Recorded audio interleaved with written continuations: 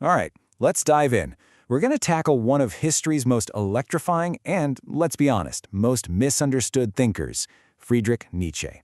And to really get him, we have to push aside all the caricatures and go straight to the source to understand his powerful diagnosis of the modern world and its soul.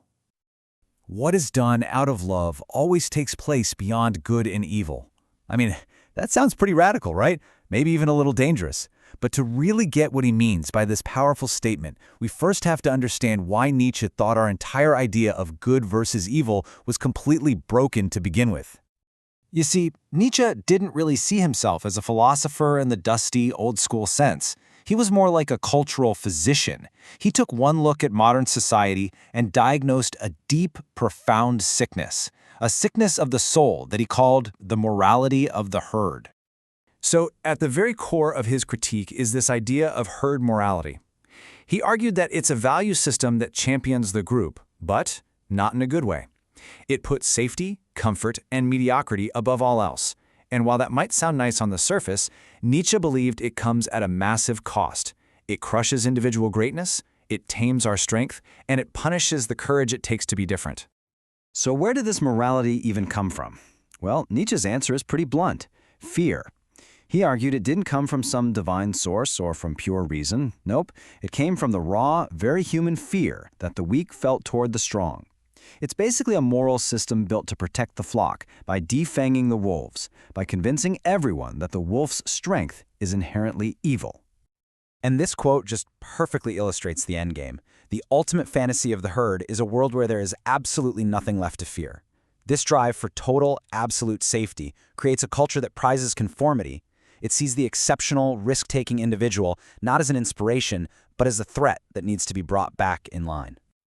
But here's the thing. According to Nietzsche, it wasn't always this way. He points to a very specific, pivotal moment in history, what he calls a revaluation of values, where our entire moral compass just got flipped completely upside down. He called this the slave revolt in morality. And this wasn't a war fought with swords and shields. No, it was a quiet, psychological revolution.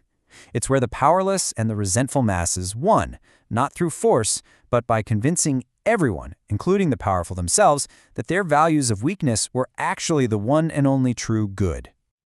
This slide just lays it out so clearly. Let's break it down. On one side, you've got what Nietzsche called master morality. This comes from the nobles, the powerful. For them, good was simple. It meant strong, proud, independent. Bad was just an afterthought, whatever wasn't good. But then, on the other side, you have slave morality, and this is purely reactive. It starts by looking at the master and labeling him evil. So then what's good? Well, good is just everything the master isn't: humble, patient, pitiful. It's a morality born from what he called ressentiment, this deep-seated, simmering resentment that flips the whole value system on its head. So if our modern morality is the product of this sickness, then what's Nietzsche's cure? Well, it's a radical one. He says we have to find the courage to move beyond the herd's entire framework of good and evil. And this right here is the big question at the heart of his work. It's kind of terrifying, but it's also incredibly exhilarating. If we throw off the shackles of herd morality, what's left? Are we just floating in a meaningless void? For Nietzsche, the answer is a resounding no. Instead of a void, he gives us a new toolkit for navigating life. And this new philosophy is built on three massive pillars: perspectivism, the will to power, and this beautiful concept he called amor fati. Okay, so first up, perspectivism. The basic idea here is that there are no eternal facts, no absolute capital T truths out there. None. There are only interpretations, or, as he calls them, perspectives. Now, this isn't a call for nihilism. It's not saying nothing matters. Just the opposite. For Nietzsche, this is where true freedom actually begins, in the awesome responsibility of creating your own meaning. And what is it that drives us to create these meanings, these perspectives? Nietzsche calls it the will to power. Now, it is so important we get this right.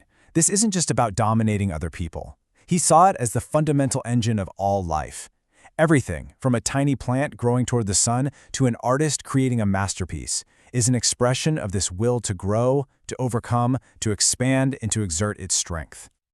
This brings us to his final and maybe his most beautiful concept, amor fati, or the love of one's fate.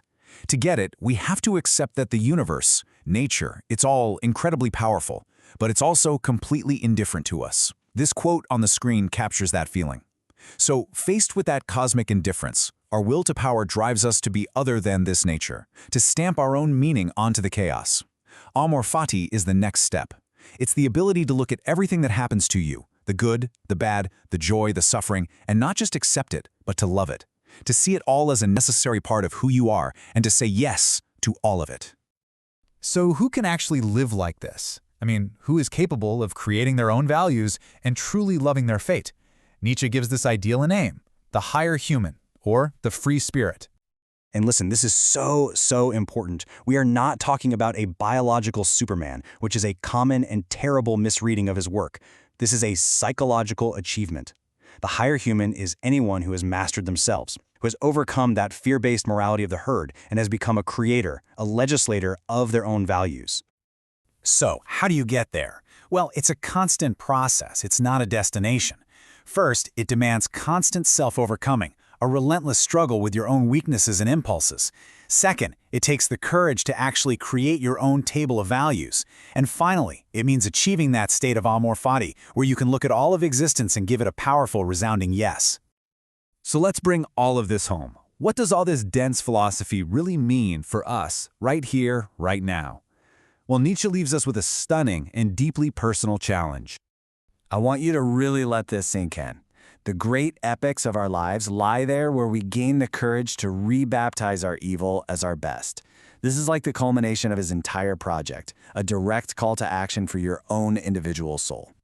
So what is he really saying here?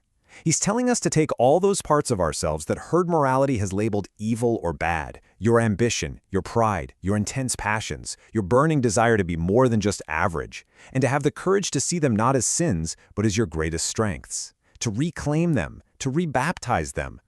And so we're going to end with Nietzsche's challenge, aimed directly at you. Look inside yourself. Think about the drives, the desires, the ambitions that society might have taught you to push down or be ashamed of. The final question he leaves us with is a personal one. What part of you is waiting to be rebaptized?